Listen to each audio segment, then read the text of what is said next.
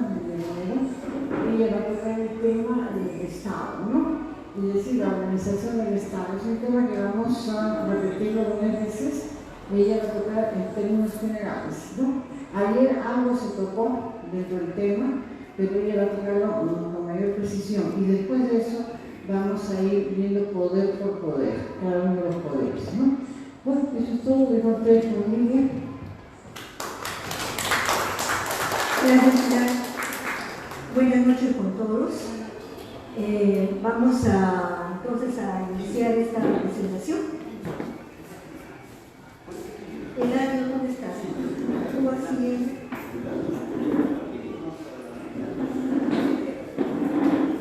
El micrófono no llega.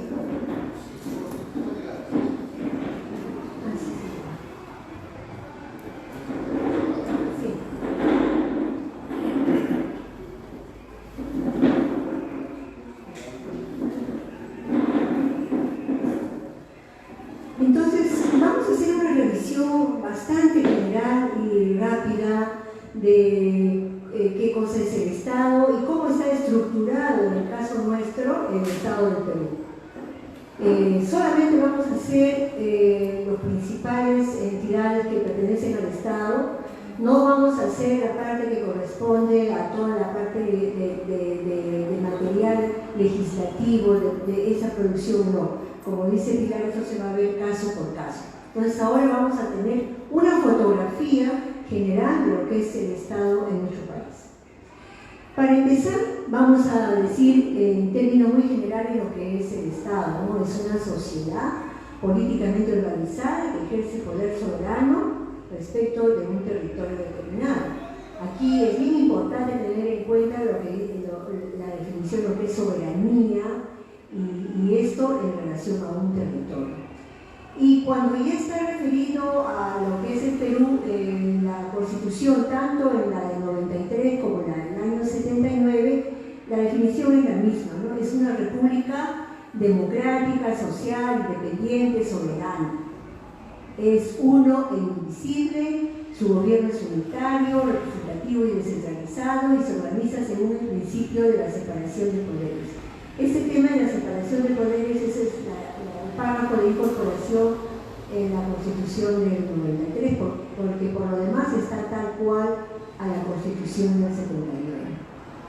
Adelante. Y estos son los elementos del Estado, ¿no? Todo Estado, cualquier país del mundo tiene estos elementos, ¿no? Primero la población. Y la población que se asienta en un territorio. Son los dos principales elementos. Y después tenemos lo que es la soberanía. La soberanía viene a ser el poder que ejerce, en este caso, el Estado, para poder proteger a su población, para poder tener un dominio sobre ese territorio. Y cuando se habla de soberanía, no solamente estamos hablando del territorio en términos de lo que está ahí planteado, también se habla del territorio como espacio marítimo y como espacio aéreo, ¿no? Entonces, este territorio, todo el ámbito terrestre, marítimo y aéreo. Sobre eso se ejerce una soberanía. Y el gobierno, que viene a ser toda la parte institucional, que es el que operativiza lo que es justamente la soberanía sobre la población del territorio. El Estado peruano está estructurado de la siguiente manera: los poderes del Estado, los organismos constitucionalmente autónomos y los gobiernos regionales y locales. Estos tres elementos, estas tres partes es donde se constituye el Estado en el caso nuestro, ¿no? Poderes, organismos constitucionalmente autónomos y gobiernos regionales y locales. En relación a los poderes del Estado, son tres poderes que tenemos que conocerlos: el ejecutivo, el legislativo y el judicial. Estos son los tres poderes del Estado. Adelante. En relación a lo que es el ejecutivo, bueno, son los que dirigen la política general del gobierno, administran el presupuesto público, implementan o reglamentan las leyes y vigilan que se cumplan. El ejecutivo es el que dirige, ejecuta, supervisa y evalúa todas las políticas nacionales, sectoriales y multisectoriales, ¿no? Esto es una definición muy general de las funciones del Ejecutivo. Y el Ejecutivo se organiza de la siguiente manera, ¿no? La Presidencia de la República, el Consejo de Ministros, la Presidencia del Consejo de Ministros y todos los ministerios, que en este caso hasta ahora son 18 ministerios.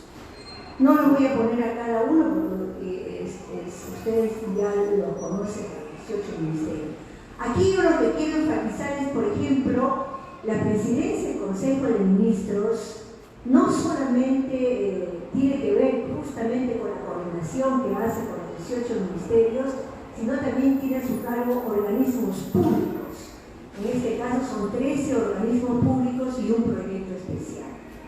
Por ejemplo, un ejemplo de organismos públicos son todos los organismos que tienen que ver con la regulación, ¿no? Los que regulan el agua, por ejemplo, ¿no? Si tú tienes un problema en CENAPAC, ¿quién es su organismo regulador? ¿Se acuerdan? ¿A dónde van a reclamar? Así es, ¿no? Así es. Entonces, o Sinermin, por ejemplo, que tiene que ver con las minas, ¿no? Con todo lo... Son organismos reguladores. Entonces, eso seguramente ustedes ya lo van a ver con más precisión cuando vean justamente a qué se refiere el papel exacto del Consejo de Ministros. Aquí yo hago lo general y acá, por ejemplo, los ministerios, así como la PCM tiene los organismos públicos, también tiene organismos públicos, los ministerios, tienen organismos desconcentrados, tienen programas y proyectos especiales y por ejemplo, en el caso de los ministerios, por ejemplo, son los que administran los fondos intangibles de la seguridad social, ¿no? En este caso estamos hablando tanto del Ministerio de Defensa como del Ministerio de Trabajo. Y también tienen a su cargo las empresas que están bajo el ámbito del FONAFRE. Cuando se privatizan las empresas, no todas las empresas en la época de Fujimori lograron privatizarse. Habían empresas que no eran del interés de la empresa privada y esas son empresas que están administradas en este caso por ese fondo que se llama el FONAFRE. ¿Ya? Y después llegamos al Poder Legislativo, ¿no? Sus funciones generales son la representación de la nación, la función legislativa y la función de control político. En el caso de representación de la nación, pues son todos los congresistas representan a la nación, representan no solamente a su lugar de donde han sido elegidos, sino en realidad son representantes de la nación. Y cumplen funciones legislativas también y de control político. La función legislativa se refiere a que ellos pueden producir leyes, pero también pueden cambiar las leyes. Y por ejemplo, ellos pueden cambiar la Constitución, porque la Constitución es la ley de leyes, pero el legislativo puede cambiar.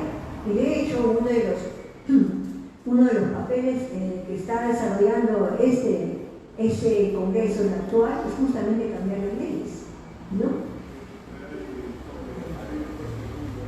Así es. Entonces eso ya es un tema que se va a ver en función de...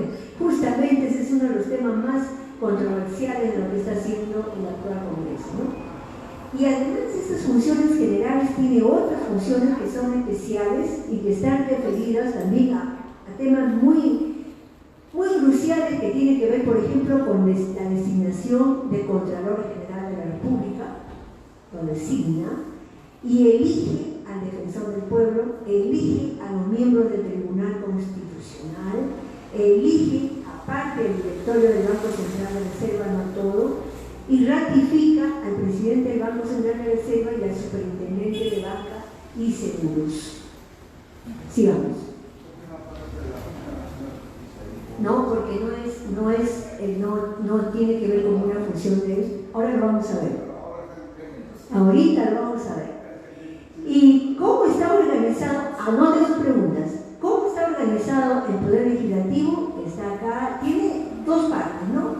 Por un lado, la parte parlamentaria que tiene que ver con el trabajo de los congresistas, y por otro lado, lo que se llama el servicio parlamentario, que tiene que ver con todo el aparato llamado ya administrativo del Congreso, ¿no? Entonces hay una organización parlamentaria de los congresistas y otro del servicio parlamentario del aparataje del Congreso. Sigamos. En relación a cómo se organiza el trabajo parlamentario, bueno, todos han escuchado de lo que es el Pleno del Congreso, del Consejo Directivo, de la Junta de Portavoces, del Presidente del Congreso, de la Mesa Directiva y de las comisiones. El Pleno del Congreso está formado por los 130 congresistas elegidos, con voto de todos nosotros, y ese Pleno del Congreso, cuando se van de vacaciones, como ahora, lo reemplaza lo que se llama la Comisión Permanente.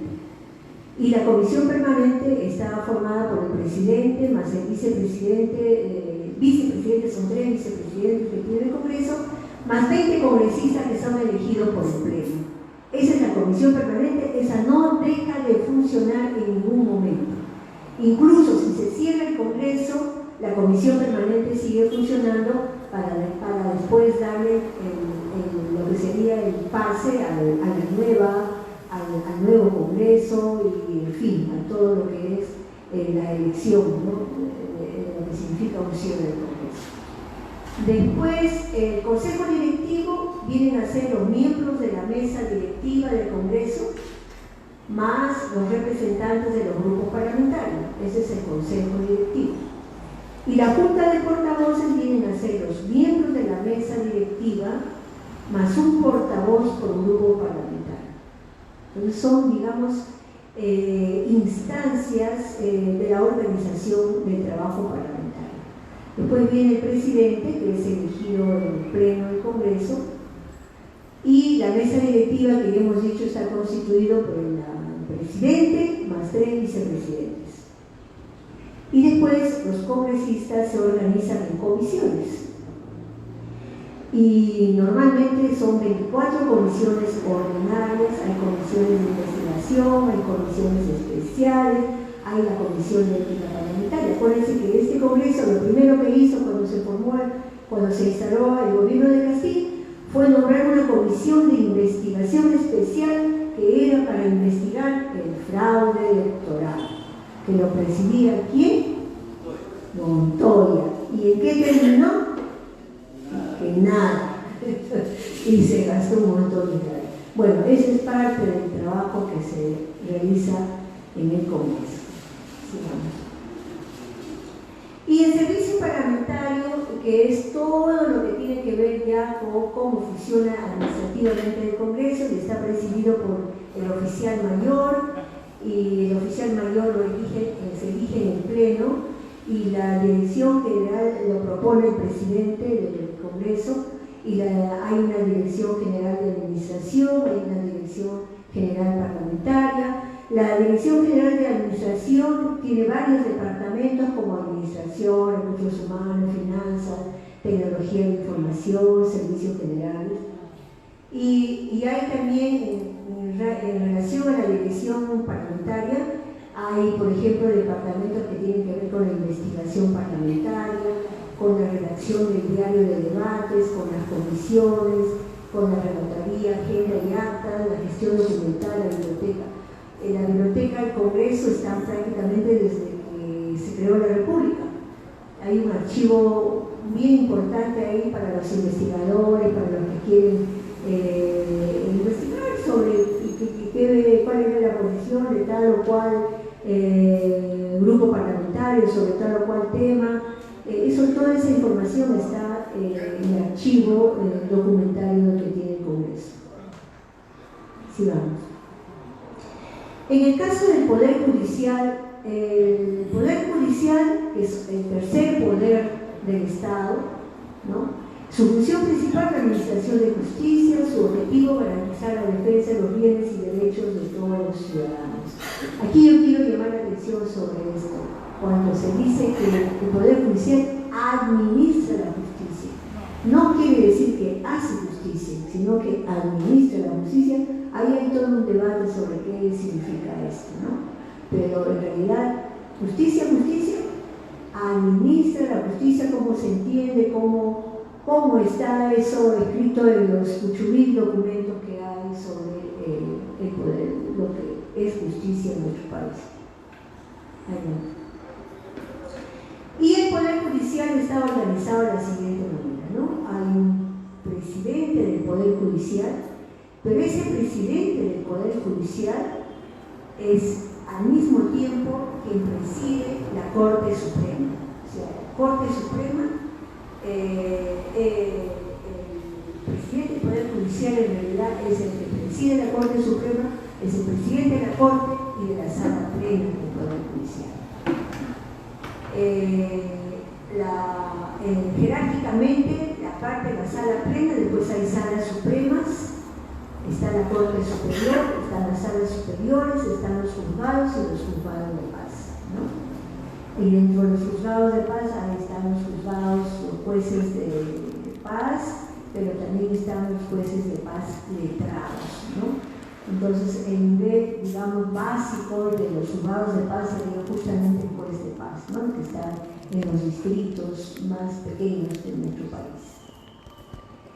Y el otro elemento del Poder Judicial es el Consejo Ejecutivo del Poder Judicial, que es, así como en el Poder Legislativo hay todo un aparataje que tiene que ver con la parte de administración, aquí también en el Poder Judicial está la Oficina Nacional de Apoyo a la Justicia de Paz y la Justicia Indígena, y hay otra gerencia general que tiene que ver con todo el aparato administrativo del Poder Judicial.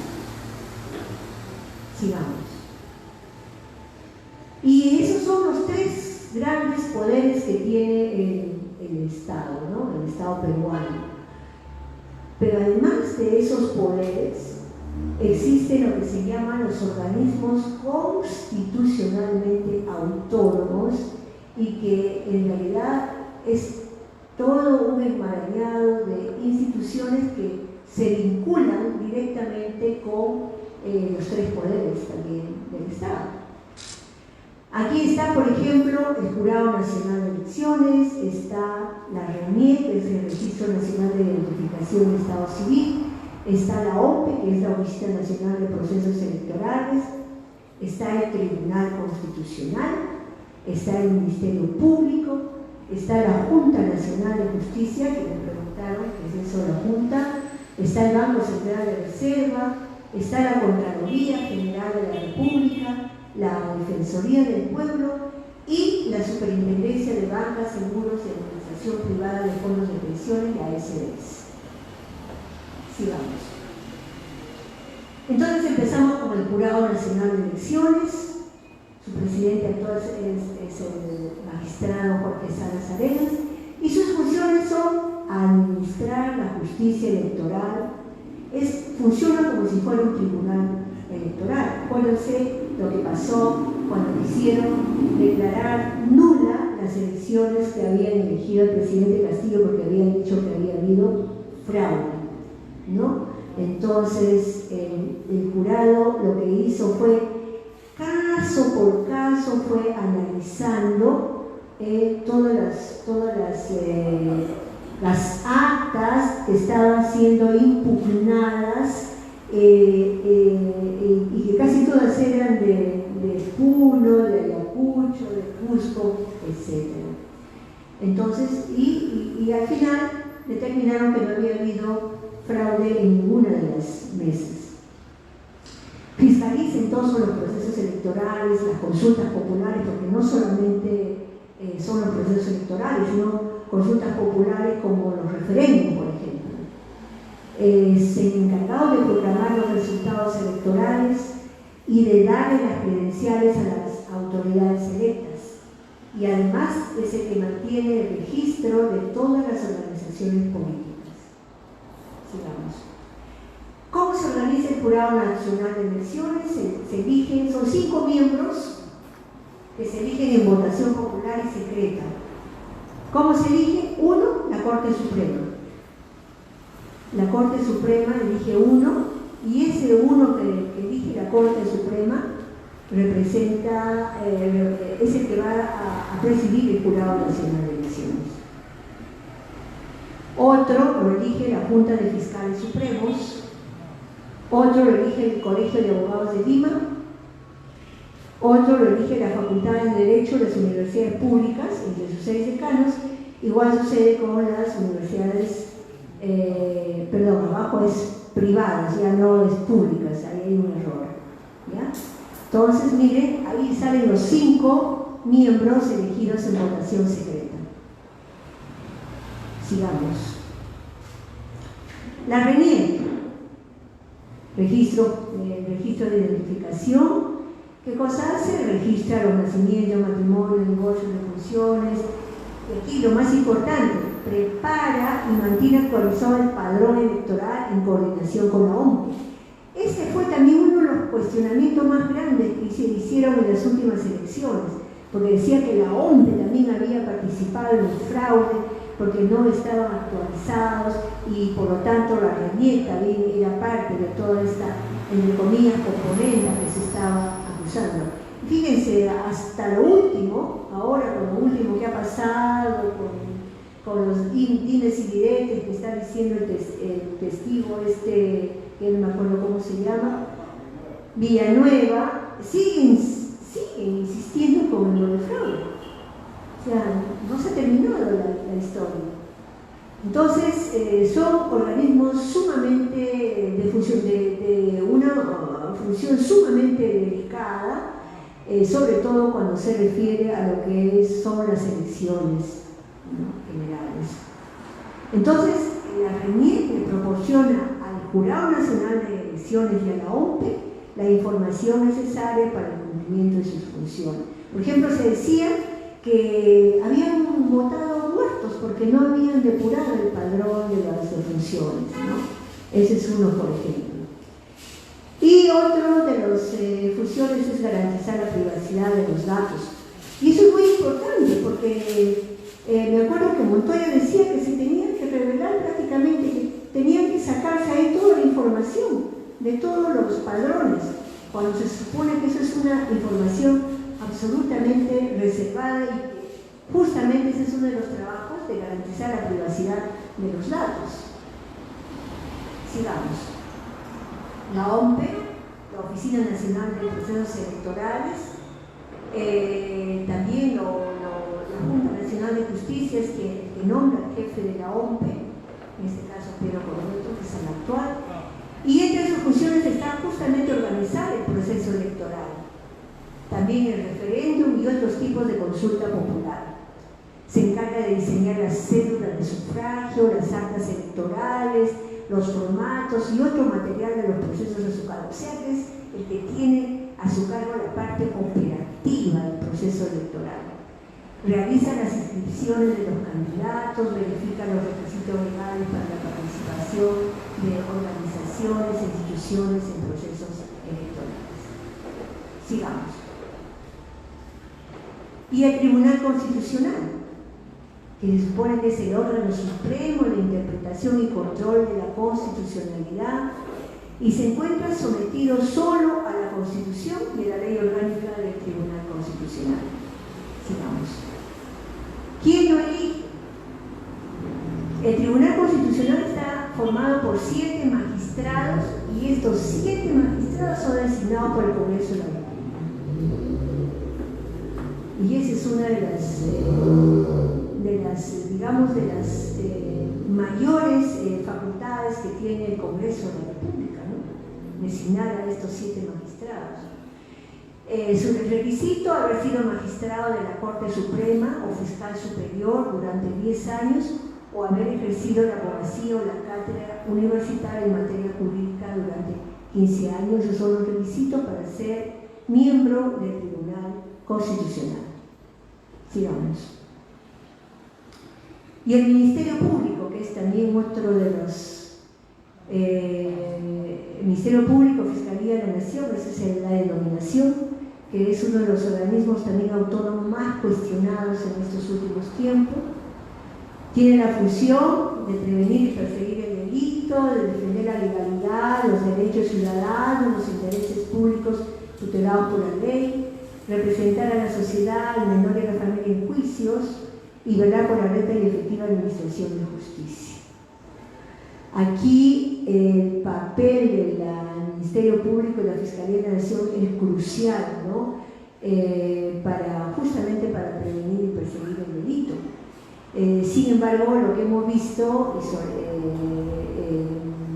en relación a la última fiscal de la Nación ha sido nefasto, ¿no?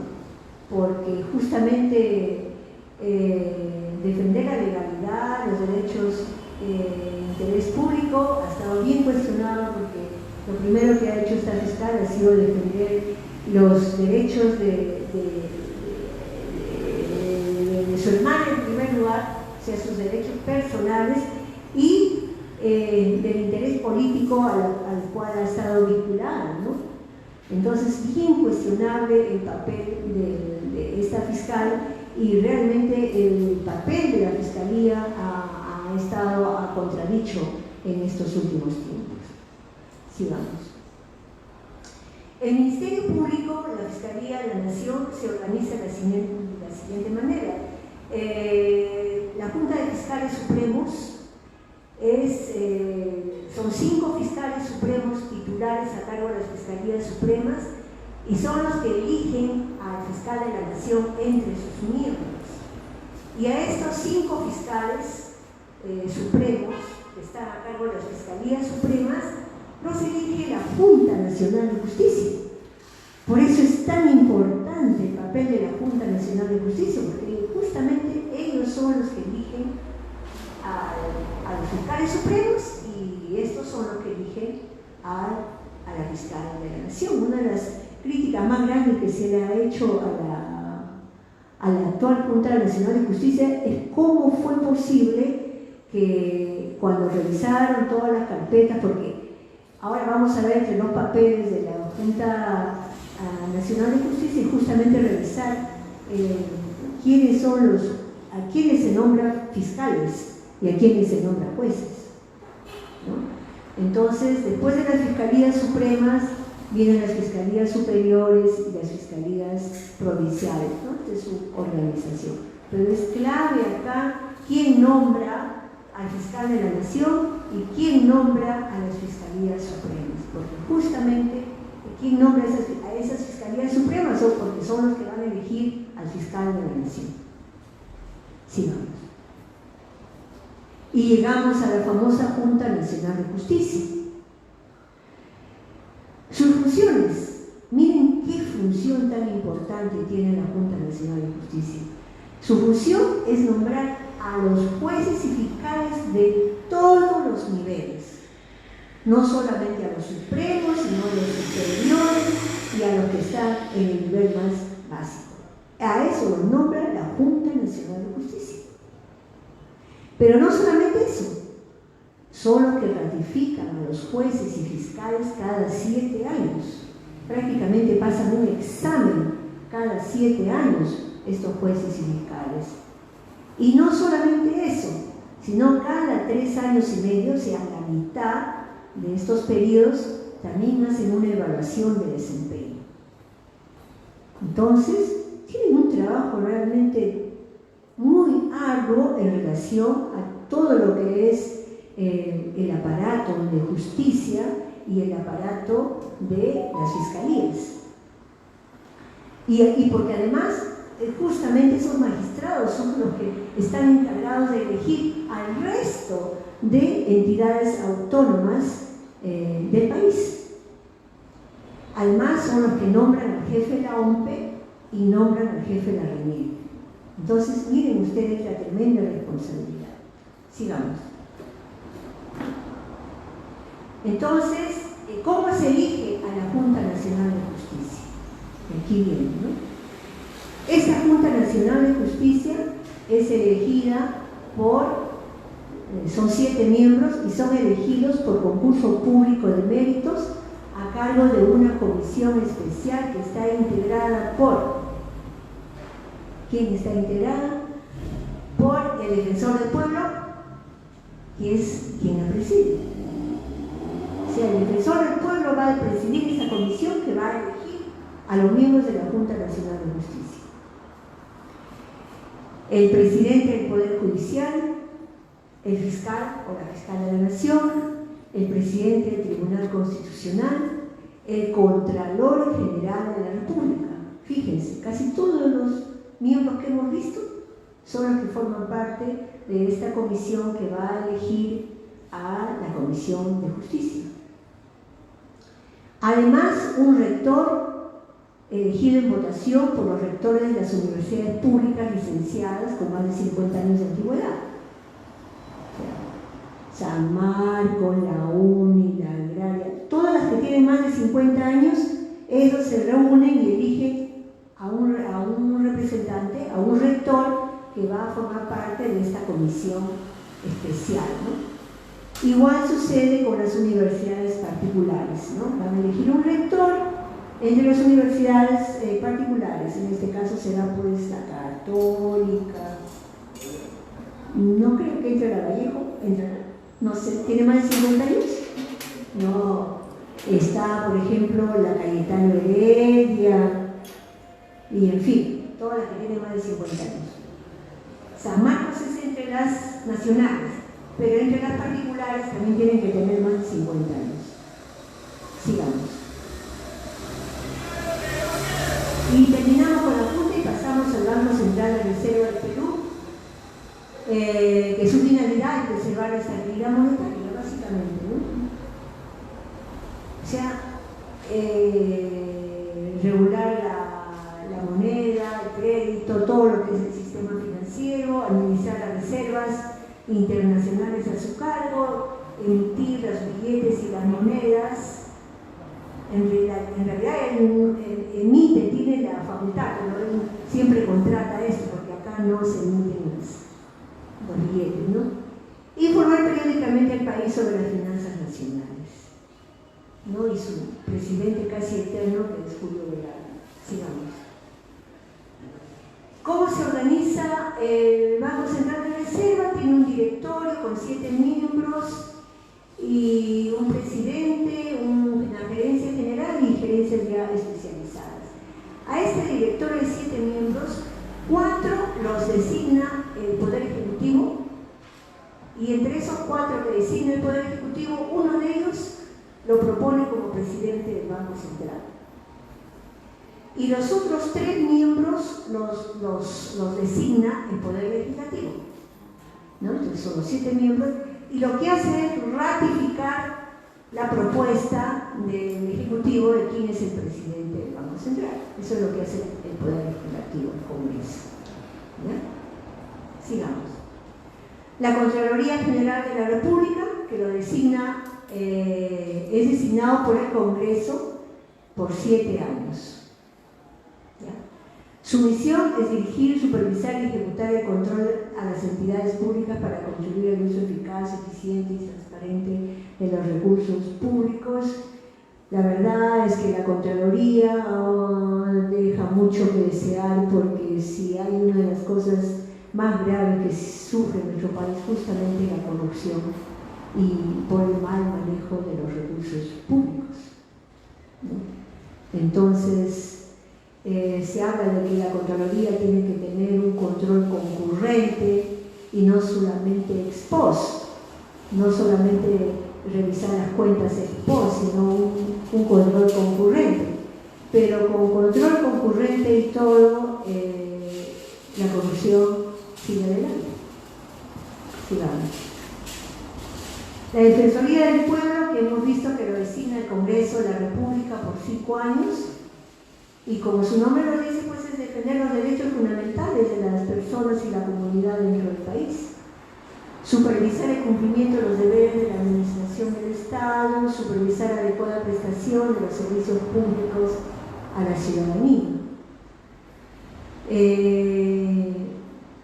Sin embargo, hemos visto que en estos últimos tiempos la Defensoría del Pueblo, si bien en algún momento ha jugado un papel, ahora como que está jugando un papel más político, en este caso el defensor del pueblo, ¿no? Está bien alineado, en este caso, con la mayoría congresal. Sigamos. Y la última entidad, digamos, autónoma del Estado es lo que se llama la Superintendencia de Bancas, seguros y administradora privada de fondos de pensiones, que son las AFPs, ¿no? La SBS. Se supone que la SBS, bueno, su objetivo primordial es preservar los intereses de los depositantes en los bancos, ¿no? Y también de los asegurados y de los afiliados al sistema privado de pensiones. Ese es el papel de la superintendencia. Por ejemplo, la superintendencia es la que tiene que ver que los bancos tengan entre su encaje legal una suma que proteja a todos los ahorristas que tienen una cuenta de ahorros en el país, ¿no?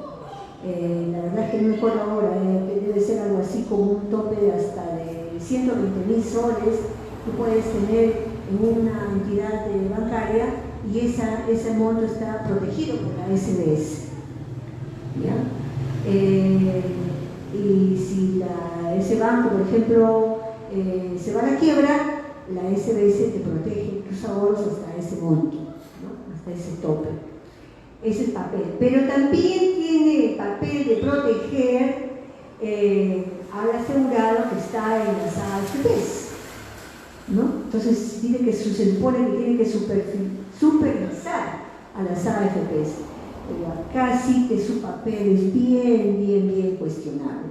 Ustedes cuando vean ya la SBS con más precisión van a descubrir que como que la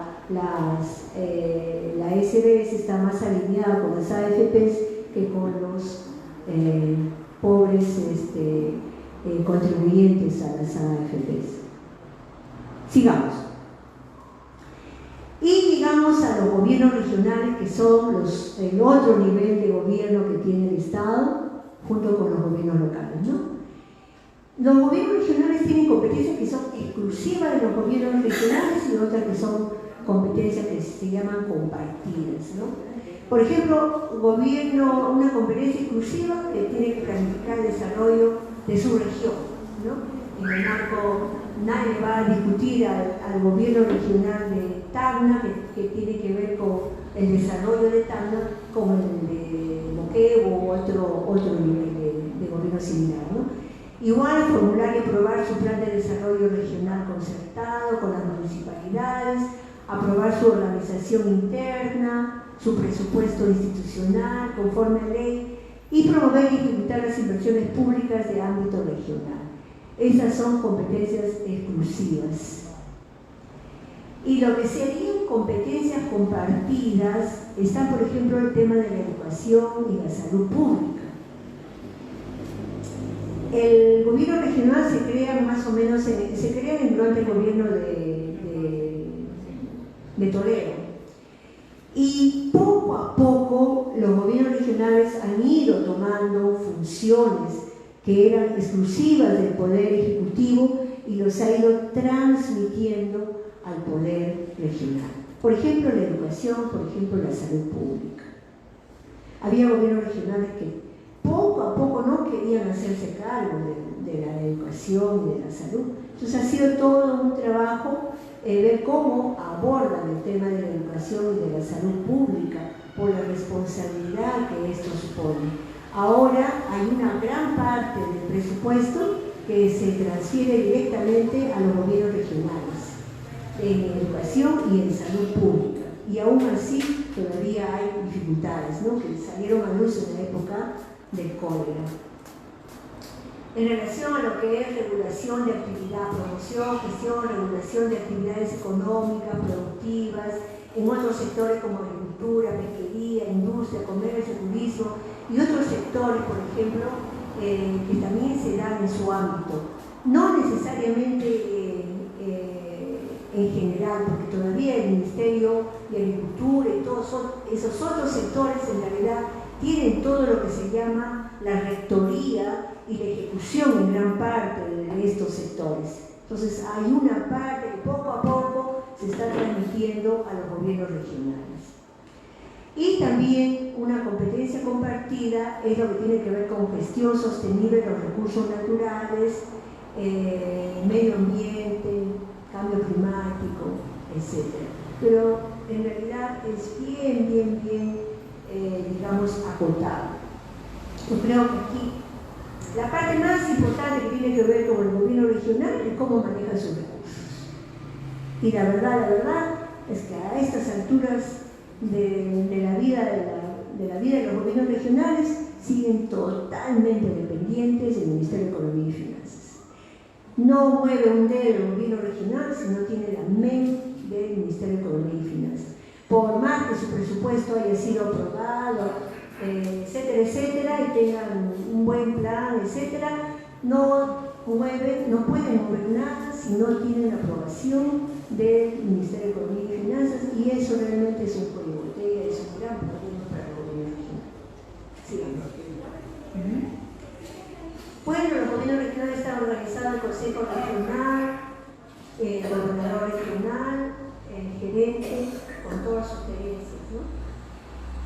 El Consejo Regional está constituido por un conjunto de consejeros regionales, ¿no? Que son elegidos también en la elección, se hace la elección de los gobernadores regionales. Y además funciona un Consejo de Coordinador Regional, donde participan los gobiernos locales, pero también participa parte de lo que son los gobiernos locales y una suerte de coordinación de la comunal, ¿no? A veces hay muchos conflictos entre el Consejo Regional y el Consejo de Coordinación Regional, porque justamente cuando ya intervienen los gobiernos locales siempre es para reclamar, ¿no? Se repite ahí un poco el funcionamiento del centralismo que existe entre Lima y el gobierno regional. La misma figura se da entre el Consejo Regional, el gobierno regional y los consejeros que forman parte de la coordinación regional. Bueno, ahí sería como el Consejo de Coordinación Regional, sería algo así como la Comisión de Vigilancia en las cooperativas, ¿no? Los que van a vigilar cómo está funcionando ese Consejo Regional. Y el último, vamos a ver, sigamos el último. Los gobiernos locales, que según la Ley Orgánica de Municipalidades, los gobiernos locales son las entidades básicas de la organización territorial del Estado y los canales inmediatos de participación vecinal en los asuntos públicos, que en realidad es bien lírica esta definición de los gobiernos locales, porque sabemos que en la práctica esto no se da. Las municipalidades provinciales y distritales son los órganos de gobierno promotores del desarrollo local, con personalidad jurídica de derecho público y plena capacidad para el cumplimiento de sus funciones. Pero, como les repito, esta es una definición, digamos, que no se cumple en la práctica.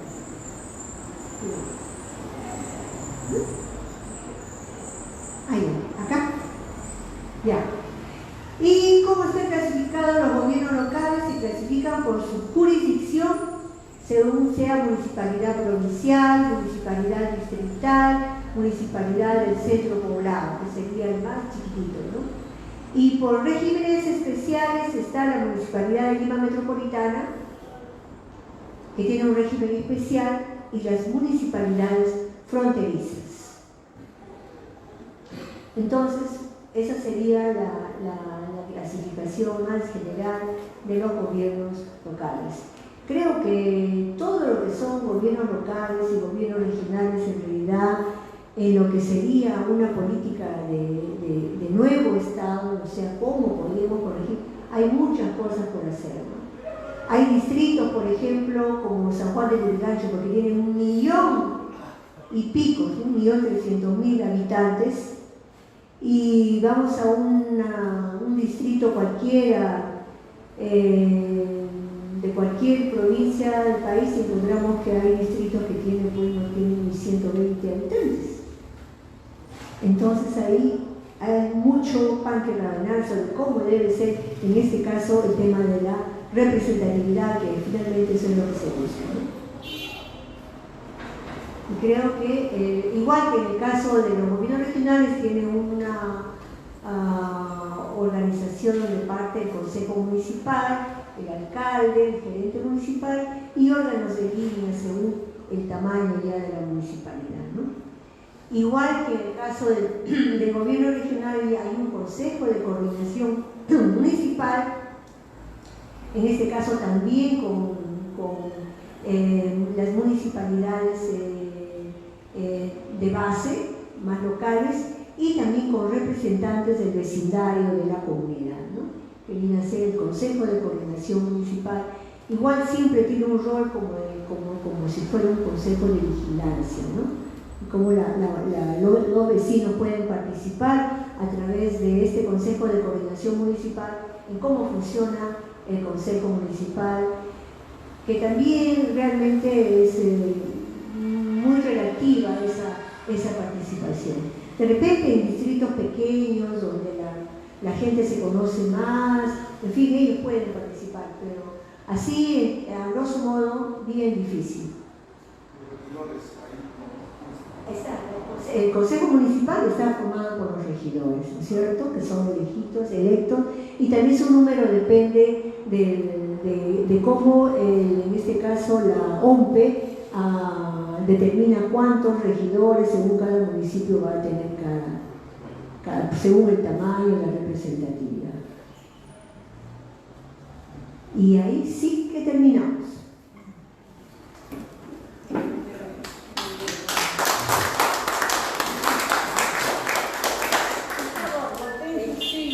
Entonces, podemos ir, volteamos las sillas y vamos a ver las consultas que ustedes quieran hacer.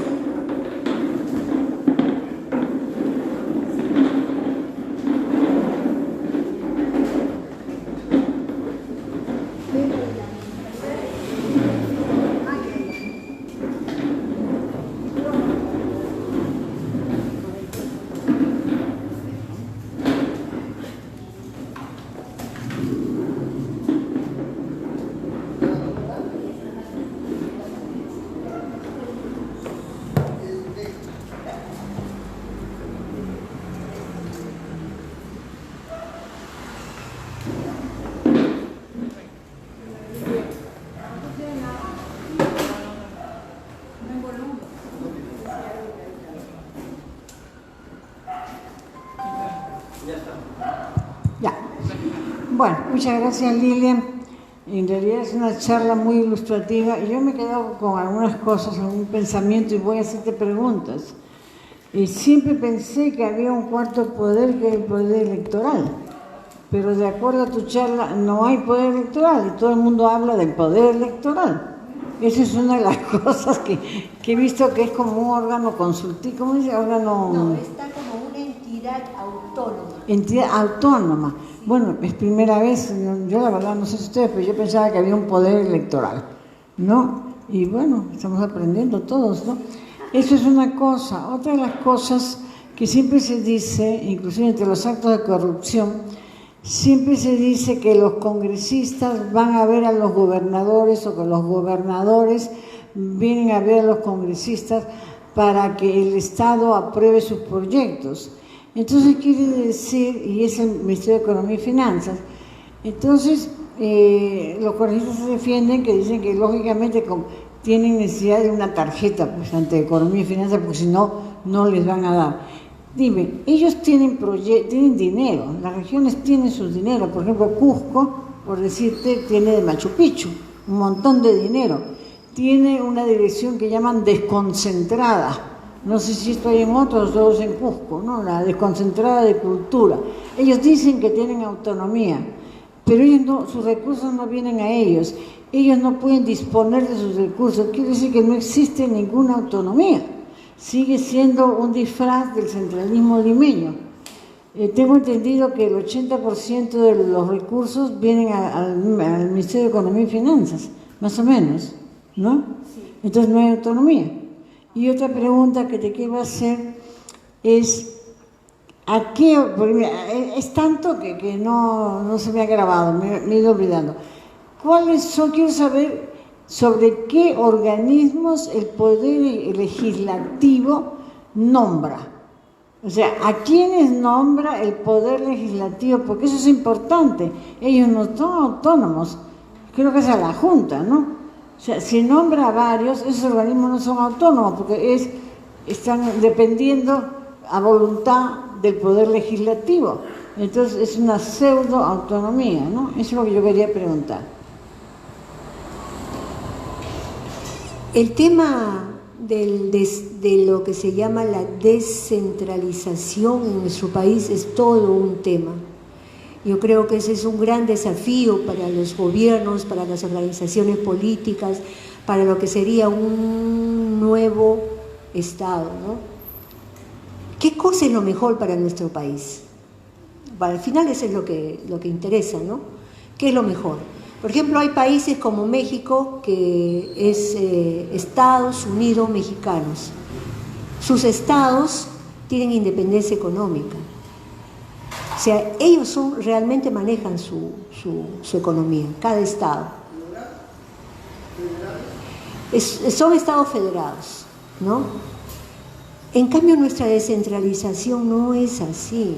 Lamentablemente no es así. Y tenemos un aparato económico, en este caso el Ministerio de Economía, que con lo que se llamó la modernización del Estado, la época de Fujimori, lo que hizo fue concentrar tremendamente el poder, sobre todo el manejo económico, ¿no? Y entonces toda la política económica prácticamente está manejada, por un lado, el Poder Ejecutivo con el Ministerio de Economía, y por el otro lado el Banco Central de Reserva, que ve el tema de la moneda, ¿no? Entonces ahí son dos organismos que son claves para el Estado, uno que depende del Poder Ejecutivo y otro que tiene autonomía, todavía con esas prerrogativas, ¿no? Entonces, lo que plantea Pilar, por ejemplo, obviamente hay un nivel de descentralización económica, ¿no? Por ejemplo, la plata que tiene que ir para pagar a los trabajadores, que tiene que ir para pagar el día a día, alquilar los locales o comprar eso de cajón, ¿no? Pero cuando ya hablamos de lo que son inversión pública, ahí viene el problema. La inversión pública se maneja mucho dinero y la inversión pública, ahí toda la normatividad es a la aprobación desde que es un proyecto de cualquier carretera que se pueda hacer, tiene que pasar todo un proceso y que al final, en el intermedio y al final, lo tiene que aprobar el Ministerio de Economía y Finanzas. Ese es el SNIF. Ese es el SNIF. Entonces, hay un centralismo ahí, eso no se ha roto. Y esa es una de las grandes debilidades que estamos padeciendo, ¿no? Y entonces cuando se dice que los gobiernos no cumplen, que solamente ha ejecutado tal o cual porcentaje de su presupuesto, no es porque los gobiernos no hayan querido hacerlo, sino porque sencillamente no han tenido la oportunidad de poder ejecutar ese dinero. Ustedes hablen con cualquier presidente del gobierno regional, todos van a decir lo mismo. Entonces ahí hay un cuello de botella. ¿Ya? ¿Cuál era la otra pregunta en relación al Poder Legislativo y sus funciones? El Poder Legislativo tiene a su cargo, primero designa al Contralor General de la República. Elige al Defensor del Pueblo. Ahora lo ha elegido el señor que estaba. Elige a los miembros del Tribunal Constitucional. Elige a 3 miembros del directorio del Banco Central de Reserva.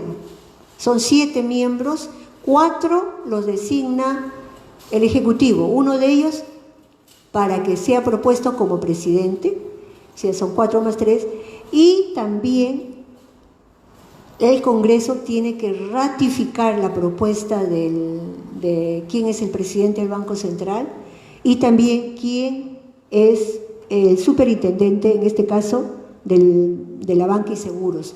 Todo lo que tiene que ver con AFPs lo ratifica el legislativo, el Congreso. Entonces, el que tiene peso, por supuesto que es súper poderoso, ¿no? Es esto, pero fíjense, es todo un, ¿cómo podemos decir? Es como una amalgama, un intrincado de poderes entre instituciones, ¿no? Por eso es que hay que conocer para no perderse. Y el otro organismo que es clave, parte del legislativo, el ejecutivo, y para no perderse, el otro organismo es este que hemos estado hablando de la Junta Nacional de Justicia. La Junta Nacional de Justicia se nombra una comisión, hemos dicho, ¿no se acuerdan? Por acá está. Es una comisión que está integrada por 7 miembros. ¿Y estos 7 miembros por quién están nombrados? ¿Se acuerdan? Son 7 miembros que es clave saberlo porque acá está. Ahorita, mira, vamos a recordar porque eso lo acabamos de ver. Se hace un concurso público. Esa comisión hace un concurso público, pero fíjense quién nombra quiénes son los que participan en esta elección. Primero, el defensor del pueblo. Nombrado por el Congreso, por el Legislativo. Pero no solo eso, el defensor del pueblo además preside la comisión. O sea, tiene peso. Tiene peso. Y acuérdense que la Junta Nacional de Justicia es el que nombra a todos los jueces y a todos los fiscales de todos los niveles.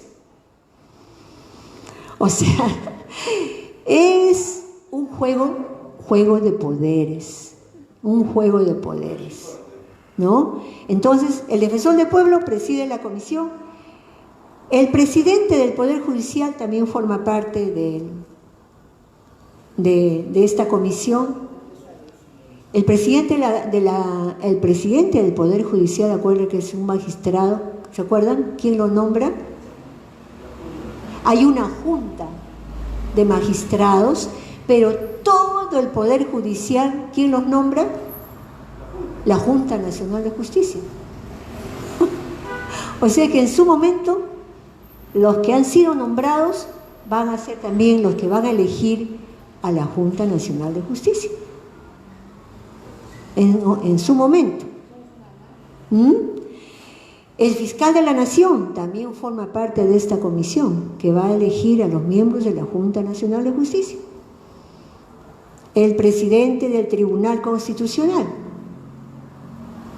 y el rector, ¿no? Un rector de las universidades particulares y un rector de las universidades privadas, y acá están los 7, y esa es la Junta Nacional de Justicia, que prácticamente va a elegir a todititititos los jueces y fiscales de nuestro país. Pero no solamente eso, sino también los va a evaluar, y como en el caso de la señora que fue fiscal, la va a suspender, o en su momento, cuando la enjuicien, la puede dar de baja. Y al mismo tiempo los califica cada 7 años. Ellos tienen una evaluación integral, y cada 3 años y medio tienen una evaluación de medio tiempo. Eso es lo que hace la Junta Nacional de Justicia, pero al mismo tiempo la Junta Nacional de Justicia es la que nombra al jefe de la OMPE y al jefe de la RENIEC.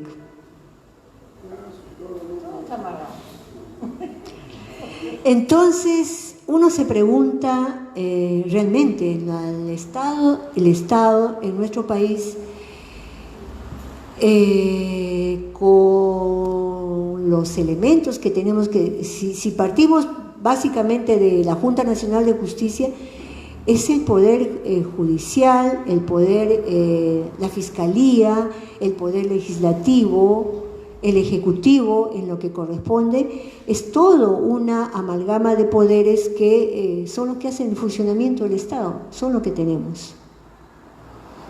Y si uno analiza la situación política, ¿de qué se preocupa?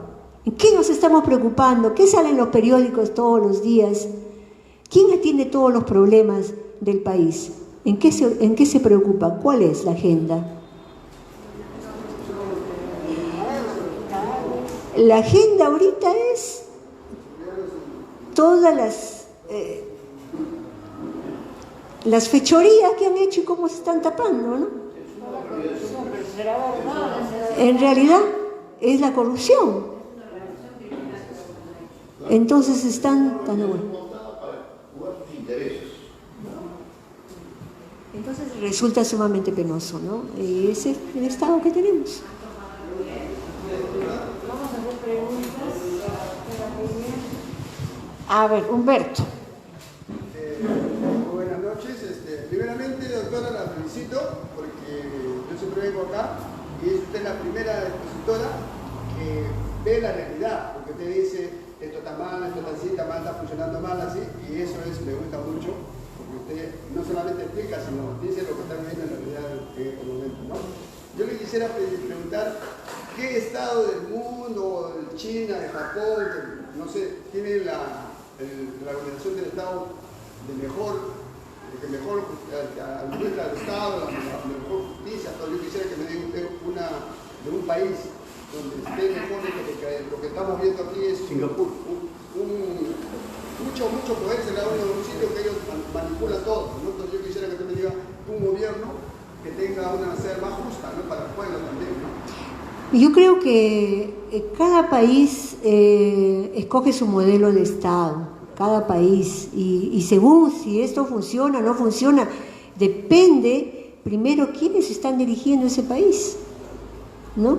Porque de repente la misma estructura del Estado, no crean que es muy diferente a otros. Prácticamente casi todos los países tienen, el Estado es igual, casi igual en su estructura. Todos tienen territorio, todos tienen población. Se supone que todos tienen que ejercer soberanía sobre eso. ¿En qué falla ahí? En el gobierno. ¿Quién dirige eso? ¿No? Los estados, acuérdense, son 4 elementos. Es territorio, es población, es el poder o soberanía para proteger eso, y es el gobierno. El Estado permanece, lo que cambia son los gobiernos. Entonces, ¿cómo se elige ese gobierno? Ya es responsabilidad de todas las organizaciones políticas y de la forma como el país ha ido encarando este tema. Lastimosamente, nosotros hemos vivido todos estos años, desde el año 16 prácticamente, en una crisis permanente. Eso lo hemos visto. Entonces, y no salimos. Entonces hablan de que somos un Estado fallido. Somos un Estado fallido. Entonces, ese es un tema que tenemos que, en todo caso, resolver. Y yo no me atrevería a decir cuál es el Estado perfecto, ¿no? Yo creo que depende de cada país, de cómo abordan y cómo sus gobiernos abordan, ¿no? Cómo abordan ese tema.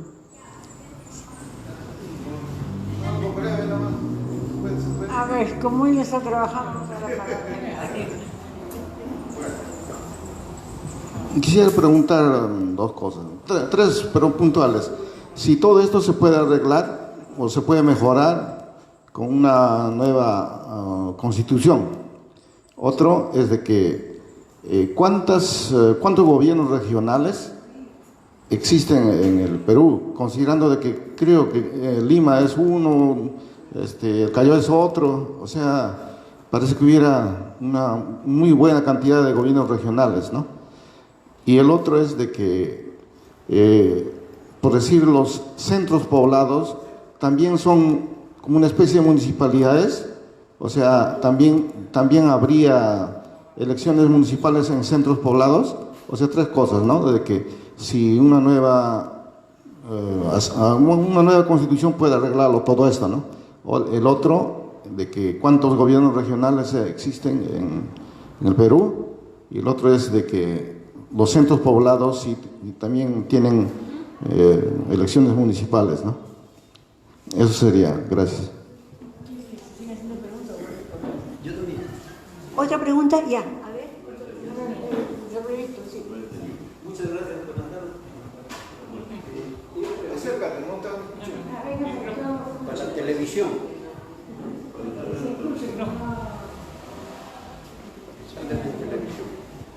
Muchas gracias. Ya lo dijo el compañero anterior que expuso sobre la Asamblea Constituyente, pero podríamos arreglar, la pregunta es, ¿podríamos arreglar todo esto, lo que estamos entendiendo como dijo un compañero, una organización criminal que se ha establecido en nuestra patria, una mafia en el sistema de gobierno que nos gobierna casi siempre? Yo pienso que o sería posible con el etnonacionalismo, haríamos un cambio total a través de sus proyectos del etnonacionalismo.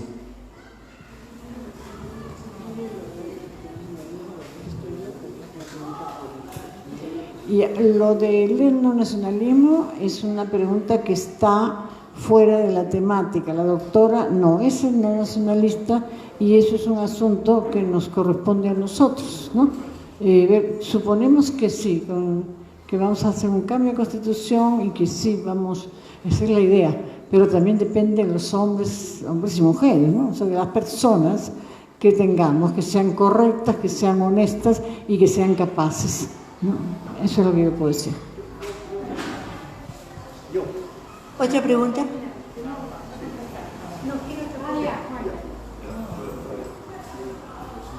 Puntual también me voy a separar 3 preguntitas, ¿ya? O 2 nomás de repente. Una, usted puso ahí en el organigrama que al Seguro Social había una institución autónoma que recaudaba los fondos, pero hasta donde yo entendía era el FONAFE. Y usted lo ha puesto al Seguro Social aparte. Y ahora no ha omitido o no ha puesto ahí el FEDADOE, con la que le están pagando la 27803, o sea, los despedidos de la mafia fujimontesinista, que es el dinero de la mafia. FEDADOE es dinero indebidamente adquirido. Ese no lo ha puesto. ¿En dónde está eso? Y por último, me rompo la cabeza de lo que usted ha puesto ahí. ¿Qué dice ahí? Que para ser miembro de la Junta Nacional de Justicia tiene que tener 50 años de servicio, o sea, de antigüedad. Ah, no el magistrado. Ay, Dios mío, gracias. Yo decía... Ya, pero ya, la pregunta para usted ahora. ¿Qué opinión tiene usted de la magistrada que ya cumplió 75 años? Haga de cuenta que usted o yo postulo, me falta un día para cumplir 75 años, gano el concurso, por un día voy a ser juez en la Junta.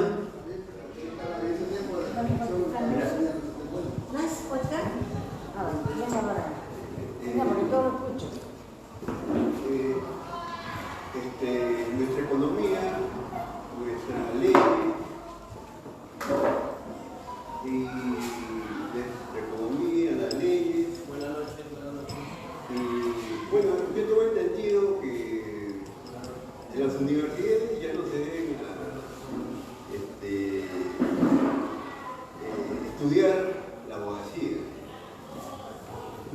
No debemos tener economistas y menos contadores, porque nosotros, nuestros impuestos y todo lo que de ellos se puede informar, no nos dicen, no protegen nuestra economía. O sea, no sé quién podrá hacerlo o qué. O sea, por eso que este Estado no funciona. Porque nada de eso trabaja de acuerdo a nuestras necesidades, ¿no? O a resolver nuestro problema.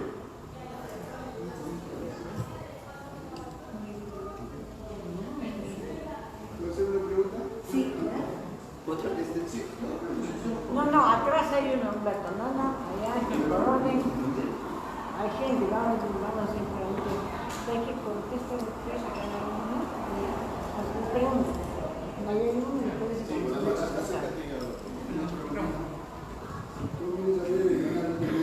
Buenas noches con todos, ¿no? Y en especial a la panelista. Una pregunta y un comentario. La primera pregunta es, ¿se puede rastrear de dónde viene esto, como usted dijo, de 2016, ¿no es cierto? ¿Cuándo fue creado la Junta Nacional de Justicia? Porque parece que es un poder paralelo que tiene ejecutivo y bueno, también legislativo, porque da leyes y también nombra. Y el otro comentario, ¿no?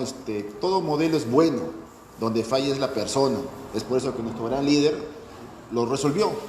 Al primero que cometa algo contra el Estado, como se hace en Singapur, y acabó el problema. Gracias. Después le vamos a hacer contestar. Buenas noches. Mi pregunta es, por ejemplo, a ver, al oír lo que estamos diciendo, sobre todo de los congresistas, ¿no? Que a ver, congresistas se hace el campo todo pueblo para que apoyen, que cuando llegan a poder prácticamente se venden, ¿no? Como sobre todo, y se olvidan de la pobre gente, ¿no? Entonces, y ellos tienen todo el poder prácticamente de hacer, porque ellos eligen, incluso ellos que son prácticamente que son personas que cometen delitos, ¿no? Violaciones, y esos son los que votan para que se nombre esta junta directiva, ¿no? Que es de los poderes del Estado, ¿no? Y otra es decirle de que no puede haber una sanción para esos congresistas que realmente prácticamente traicionan al pueblo, y ese es mi pregunta.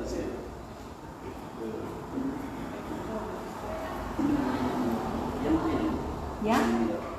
Ah, vamos, adelante.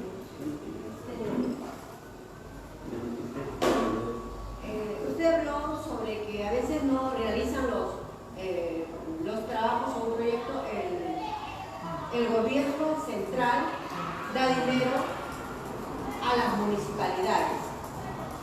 Ya, da dinero a las municipalidades para que hagan obras públicas a determinado, ¿no? Por ejemplo, el distrito de San Juan de Gancho. Pero no hacen esos trabajos y lo regresan el dinero. ¿Cómo es? ¿Lo regresan o ellos se quedan? Esa es mi pregunta. ¿Por qué no lo hacen los trabajos? ¿Por qué?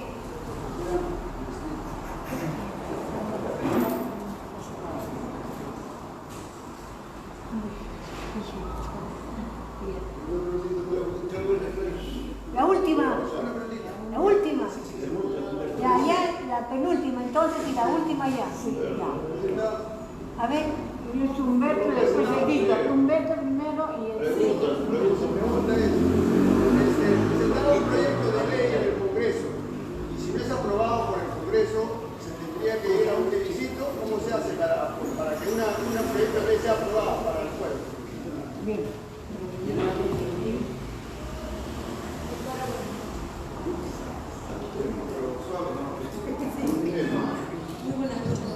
Muy buenas noches, doctora. Compatriota, buenas noches.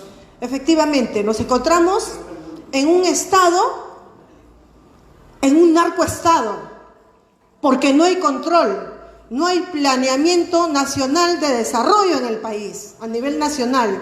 La corrupción ha avanzado y ni el gobierno hace nada. Están haciendo la deforestación en la selva. Eso nos da una lectura política que tenemos que seguir analizando. No estamos de acuerdo, pero sí le pregunto a la doctora, en este gobierno, en el nuevo gobierno del mayor Antauro, sí podemos solucionar los problemas con el tercer proyecto nacional que se va a implantar, ¿no? Y sobre todo la Asamblea Constituyente, que es muy importante. Mi pregunta es la siguiente: ¿de qué manera podemos solucionar urgentemente este narcoestado que ha agobiado prácticamente a todo el Perú? Gracias.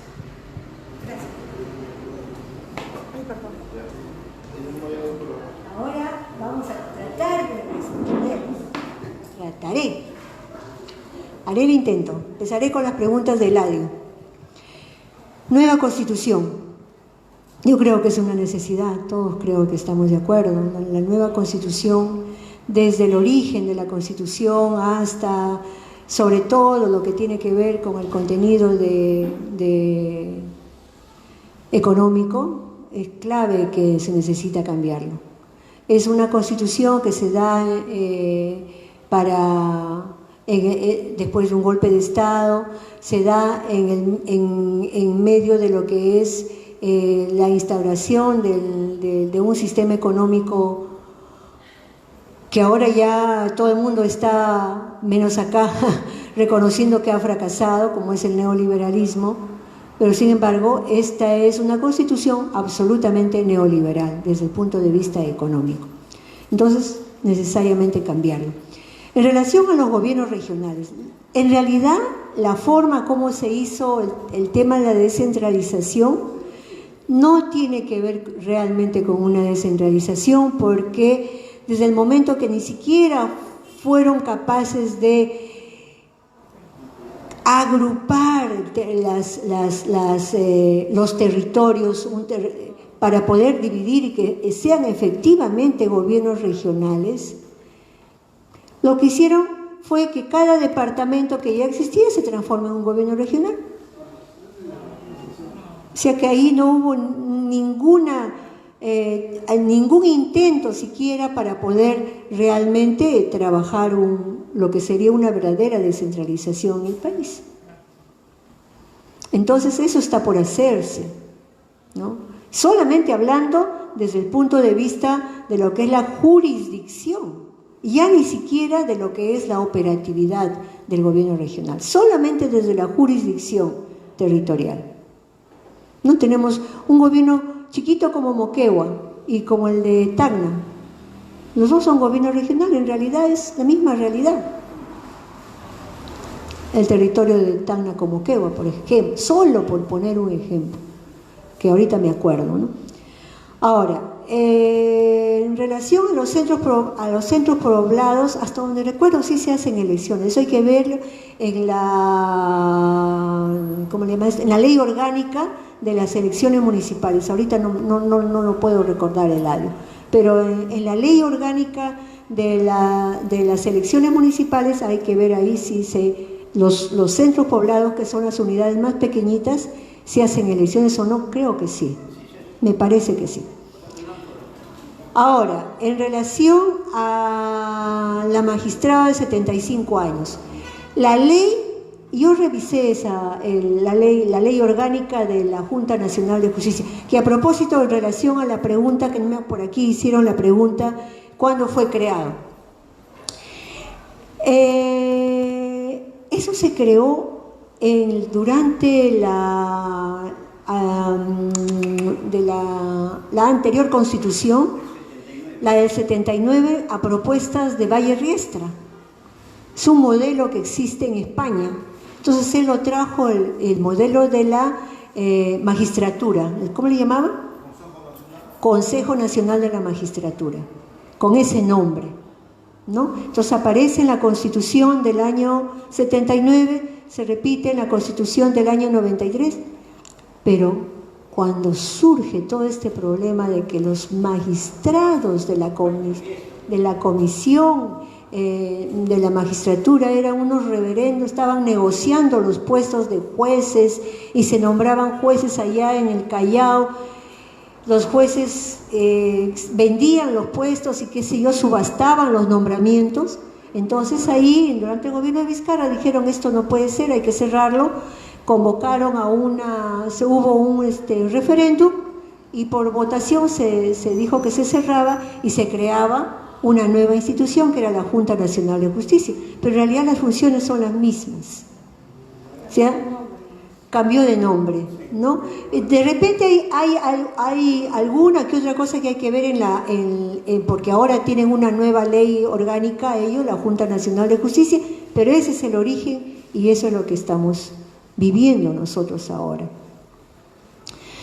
Y ahí en la Junta dice que tiene que ser entre 45 años y 75 años, y lo que están peleando ellos es que, ¿cómo se interpreta? De 45 a 75 años al momento que se le va a elegir.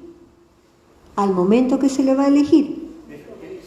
Es lo que dice que el requisito, que es de que tenga entre 45 y 75 años, además de los otros requisitos, ¿no? Entonces eso está ahorita en interpretación y el cargo dura por 5 años, ¿no? Si así la señora entró a los 75, a los 80 años estaría trabajando, ¿no? Hasta los 80. ¿Ya?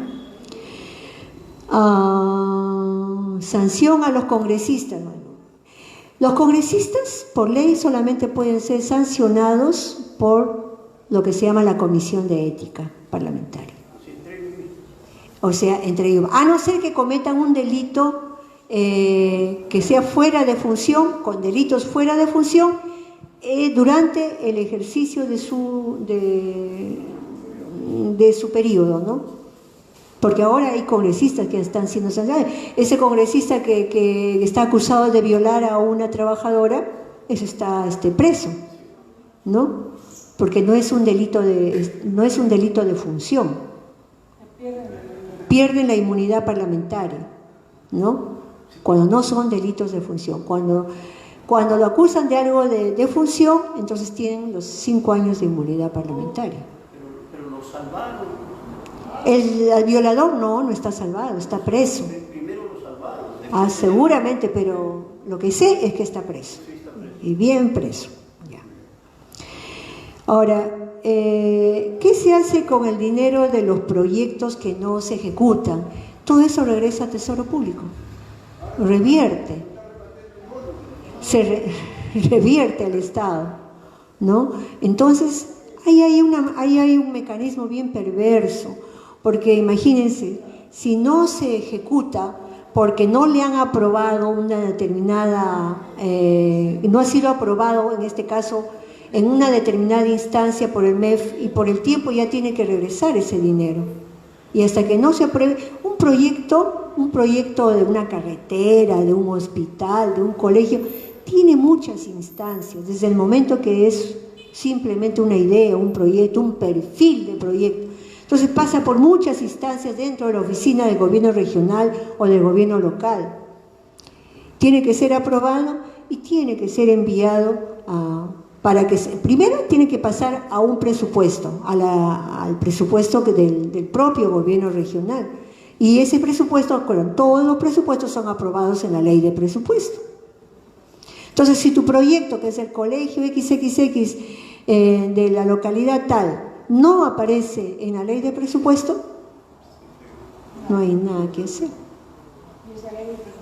Y esa ley de presupuesto es la que cada gobierno regional o cada gobierno local lo envía su consolidado para que sea incorporado en la ley de presupuesto general, que lo aprueba el Congreso de la República cada año. No. Se consolida. Cada gobierno regional, cada gobierno local van enviando eso. ¿Quién consolida eso? Más bien lo consolida la Comisión de Presupuesto en el Congreso. En el Congreso hay una Comisión de Presupuesto que es la que tiene que recibir de todas las partes, llega al Congreso de la República. Si no lo aprueba porque no hay presupuesto, a llorar a la puna hasta el próximo presupuesto.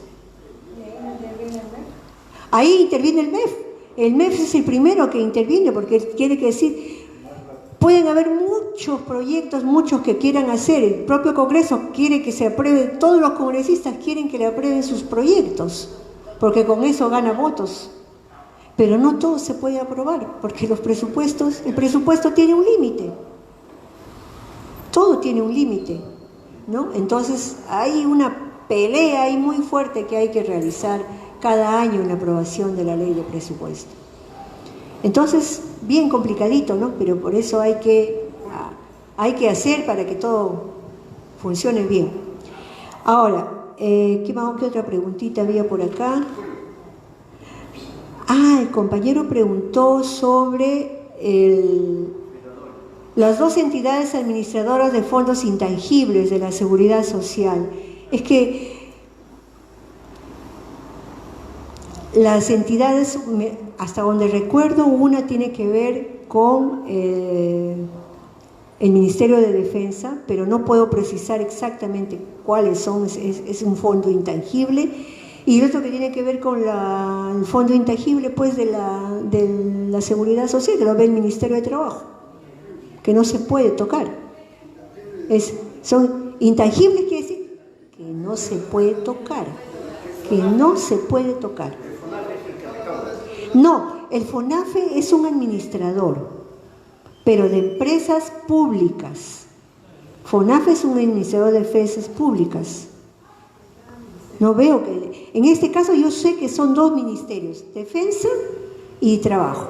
Pero el Seguro Social, su dinero lo recauda la superintendencia y se lo pasa al FONAFE que administra. Ah, es probable, es probable. Ah, claro. El Seguro Social está dentro del ámbito del FONAFE. Pero usted lo ha puesto ahí que está dentro de una institución aparte. No. Es que cuando digo aparte es que son instituciones especiales, que tienen regímenes especiales, ¿ya? Y que está dentro de los ministerios, pero en este caso es el FONAFE, como usted dice. ¿Y el FEDADOR, doctora? No sabría decirle, la verdad que no sé decirle. Ese fondo nacional que están recaudando de la plata mala vida, de la mafia, que siguen recaudando. Con eso están pagando a los de la 23.803. Bueno, yo lo único que puedo decir es que en cada año en el presupuesto público se aprueban fondos especiales como ustedes no tienen idea. Hay muchos fondos especiales, ¿no? Fondos especiales, muchos fondos, y que los maneja el Ministerio de Economía. Por ejemplo, la esposa de Joy White, la señora Liliana Troncoso, le han encontrado dos cuentas en Suiza y una en Suecia de 34 millones de dólares. A Joy White le encontraron 120 millones de dólares. A Venero 350 millones. Con eso están pagando a los despedidos de la mafia. A la 27.803. 500 soles mensuales les damos. Y no se acaba eso. Siguen recaudando, siguen encontrando. Con la Hermosa Ríos le han encontrado 22 millones. Ese es el FEDADOR. Y hay uno que han encontrado hoy día que ha devuelto 500.000. Que dice que ha devuelto 500.000 en efectivo. Son 1.800 mafiosos que les han encontrado. Bueno, y aquí vendía ya el planteamiento de la compañera, ¿no? ¿Cómo se hace para solucionar todo esto, ¿no?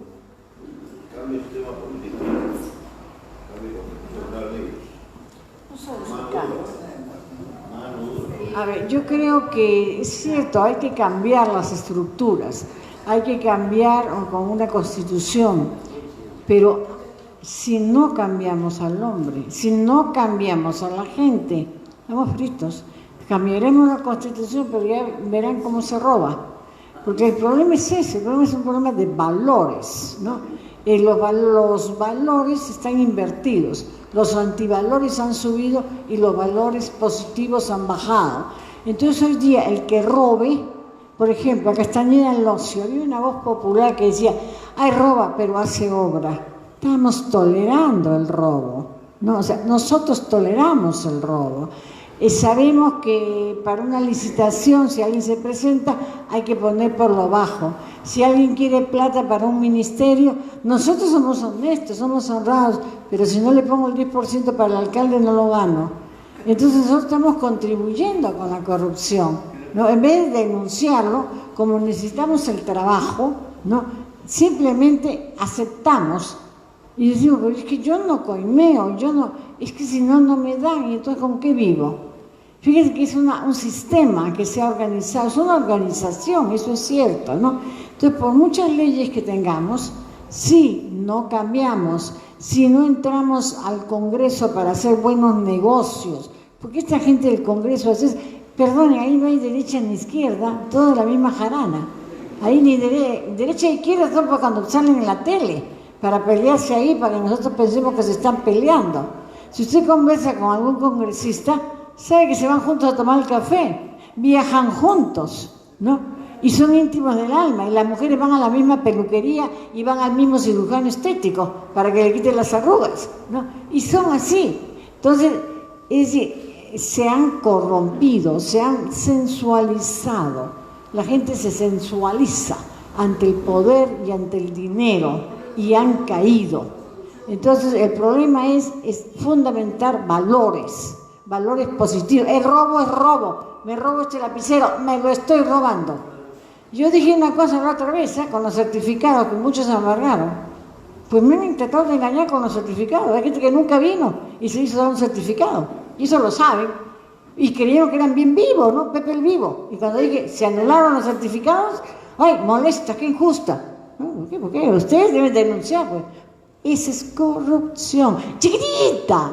Sí, pero hoy se corrompen por un certificado. Mañana será por un carro, pasado por una casa. Y después por mucha plata, porque siempre les va a ser poco el dinero, ¿no? Entonces tenemos que trabajar a nivel de valores. Aquí con Fujimori se acabaron los valores. Él hablaba del arte de lo posible. No hay que tener ideales, el arte de lo posible, ¿no? Eso es todo. La izquierda, la que existió, en un momento dijo, sí, decían, bueno, serán lo que quieran, pero son honestos. Después de la señora Villarán, todos caímos al mismo saco, todos son ladrones, ¿no? Entonces lo que hay que hacer es cambiar valores. No solo es constituciones, es valores. La palabra es la palabra. No necesito firmar. No, yo no sé escrito, así que yo cambio las cosas. No. ¿Cómo? Leyes. Bueno. En Singapur tú vas y botas Sí. en la calle, te meten en cana, te castigan. Bueno, no estaba en Singapur, pero eso estaba en China y he visto... Humberto, tranquilo. A ver, hay quienes son partidarios de la pena de muerte y hay quienes no lo son. Yo he estado en China y he visto fusilamientos, Rosario, he visto fusilamientos por televisión, que le pregunté a mi traductora, oye, ¿qué cosa es eso? He visto unos hombres ahí, creo que le disparaban, ¿qué cosa? ¿Era una película? ¿Qué era? No, me dijo, ya está muerto, hemos fusilado. ¿Y por qué? Porque son ladrones, roban. Ya, en otros sitios les cortan las manos, ¿no? Bueno, entonces, si hay leyes, las leyes se respetan, ¿no? Entonces, para mí es un problema de valores, por un lado, que hay que acostumbrarnos a no ser corruptos, a ser honestos, ¿no? A decir lo que pensamos, aunque nos vaya mal, decimos lo que pensamos. Aparentemente puede ir mal en un momento, pero después vamos a entender que nos va bien por haber dicho la verdad. La mentira tiene patas cortas, ¿no? Entonces el que miente rápido se le va a chapar, ¿no? Y ya llega a ser una persona de descrédito, ya no se le cree porque miente, ¿no? En cambio alguien dice, no, ese será lo que quiera, pero dice la verdad, pues vamos, ¿no? Entonces hay que trabajar esto de la corrupción, por supuesto que hay que tomar medidas, ¿no? No solo es cuestión de valores, es cuestión de muchas cosas que hay que trabajarlas para cambiar. ¿Hay que cambiar la Constitución? Sí, pero también debemos nosotros saber que tenemos que cambiar, ¿no? Ya, eso es lo que yo quería decir en esto. Entonces, tenemos el lunes tenemos la charla de las mujeres, que las chicas van a plantear, fíjense que todos deben venir por una razón.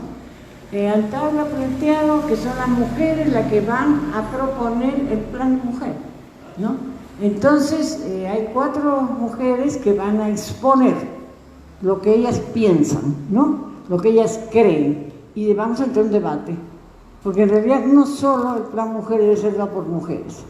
Para nosotros, dentro de la Convención Andina, hombre y mujer son conjunto, ¿no? Son pareja. Entonces, ya, ustedes también pueden intervenir, y si no les parece, podemos entrar en un debate, ¿no? Porque del debate sale la luz. Entonces, el lunes tenemos 6:30 las charlas con mujeres, y los miércoles y jueves seguimos con otras charlas que ya las van a publicar. Juan, ¿qué charla tenemos el miércoles y el jueves? ¿Quién viene? Sí. A ver, yo tengo acá que lo apuntó. Sí. A ver, ¿quiénes tiene usted? Para decirle de qué se trata. A ver, el Poder Legislativo, viene el sociólogo Miguel Garibay, el miércoles 21.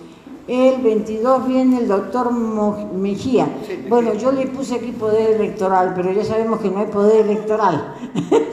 Ya aclararemos que no hay poder electoral. Mejía viene ahí. Claro, vamos a hablar sobre eso. Y el lunes la reunión de las mujeres, que son Tania, Mariela, Nancy, Y la otra es una muchacha, no me acuerdo el nombre, pero es una chica de 23 años, bachiller en Derecho, ¿no? También del grupo de educacionistas, ¿no?